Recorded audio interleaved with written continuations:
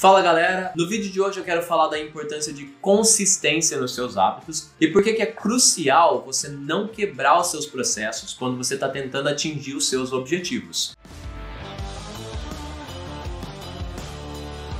Antes de mais nada, a gente precisa entender qual que é o significado dessa palavra que eu acabei de falar aqui, constância, e como que ela se difere de consistência. No dicionário, constante significa o que tende a se repetir de maneira contínua, sem interrupções e de forma permanente. Já consistência é o que tende a durar muito tempo, algo que é estável e resistente. Se a gente pega como exemplo o meu canal aqui no YouTube ou o meu Instagram, o @luisg.souza, a minha consistência é que eu sempre falo a mesma coisa. É óbvio que eu vario as técnicas e os métodos que eu apresento lá para não ficar algo monótono, mas o meu objetivo é sempre o mesmo, de te ajudar a formar seus hábitos para conquistar seus sonhos, seus objetivos, sua meta, o que você tiver em mente que você gostaria de atingir. Já a minha constância é que aqui no meu YouTube, toda semana, toda quarta-feira, ao meio-dia, eu posto um vídeo e lá no meu Instagram, toda semana, de segunda a sexta-feira, eu faço um post. Ou seja, eu faço 5 posts por semana. Essa definição é importante de você saber porque constância é o que faz um hábito. Qualquer coisa que você for fazer, você precisa de constância para atingir o sucesso. É claro que algumas pessoas sempre vão conseguir dar um jeitinho de conseguir aquilo que elas querem de uma maneira mais rápida, menos trabalhosa, mas da mesma forma que essas coisas vêm, elas vão embora.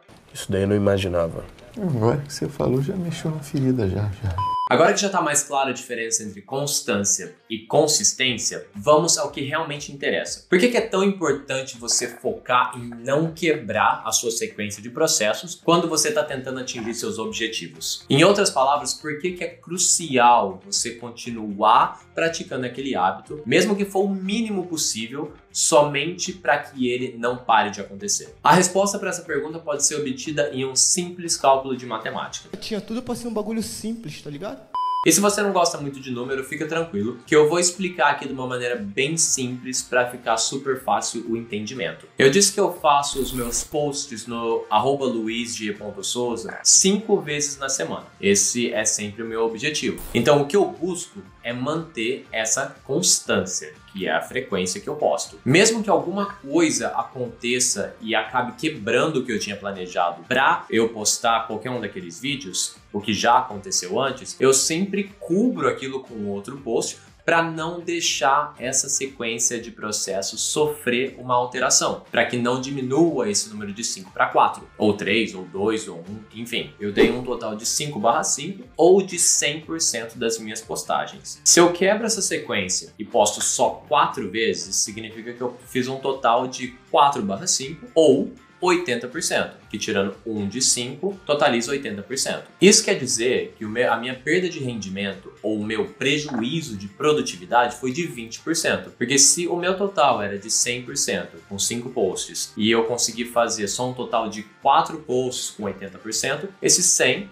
menos 80, 20%, que é o que eu tive de prejuízo na minha produtividade. Só que agora que vem o pulo do gato. Como eu postei 4 vezes naquela semana, 4 passou a ser o meu 100%. E o fato de eu perder um post quando eu tenho 5 como meu total, significa que eu tive uma perda de 20%. Só que agora que o meu total é 4, o meu 100% é 4, para eu recuperar aquele mesmo um post, se você adicionar 1 no 4 e converter isso para porcentagem, o total agora é de 25%. Então, na teoria, eu teria que recuperar um post que eu deixei de fazer. Mas quando você coloca na prática e faz os cálculos do que você realmente precisa para recuperar aqueles 20% que você perdeu, no meu caso, deixando de fazer um post desse total de 5, eu preciso fazer um esforço de 25% para recuperar aquilo. Ou seja, não é mais aqueles 20% que eu perdi. Eu tenho que trabalhar aqueles 20%, obviamente, só que com 5% extra, só para eu conseguir recuperar aquilo que eu tinha de constância antes e que eu perdi porque eu deixei de fazer um passo. O resumo disso é que mesmo que você faça um mínimo, somente mesmo para manter aquela constância, como por exemplo, ler 2 parágrafos do livro que você quer, ou assistir 2 minutos daquele curso que você comprou, que você precisa para desenvolver a sua carreira, o importante é que você faça e que você não quebre essa constância, porque custa muito mais caro você tentar recuperar o que você perdeu do que simplesmente manter aquela sua rotina que você tem ali no neutro até você conseguir engatar e continuar caminhando progressivamente. É claro que existem situações que não vai importar o que você faça, você ainda vai sofrer a consequência de algum agente externo e vai fazer com que você não consiga completar aquela atividade, aquela sua constância que você tem semanal, diária, qualquer que seja. E isso é normal. A gente é humano, então em determinado momento a gente vai falhar. Não tem como a gente ser perfeito